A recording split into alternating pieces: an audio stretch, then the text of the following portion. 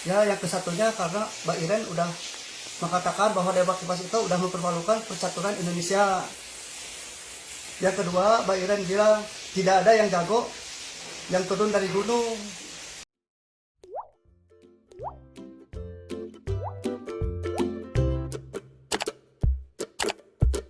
Ya, yang kesatunya karena Mbak Iren udah mengatakan bahwa Dewa Kipas itu udah mempermalukan percaturan Indonesia. Yang kedua, Mbak Iren bilang tidak ada yang jago yang turun dari gunung.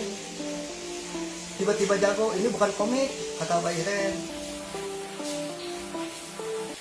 Saya sakit hati dengan pernyataan itu dan ingin menuntaskan semuanya di atas papan catur. Terima kasih, Mbak Tia. Ini update ya dari saya.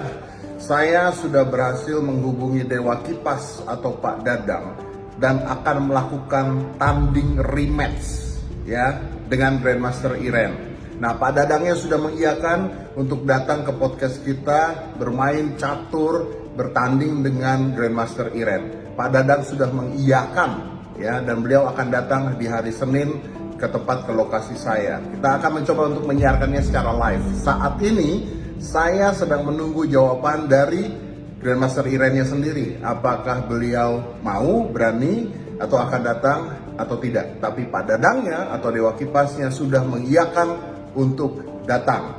Dan kita yang mempersiapkan semuanya, saya mempersiapkan semuanya, dan kita akan memberikan hadiah yang besar juga untuk siapapun pemenangnya itu. Jadi I'll wait, this gonna be happen.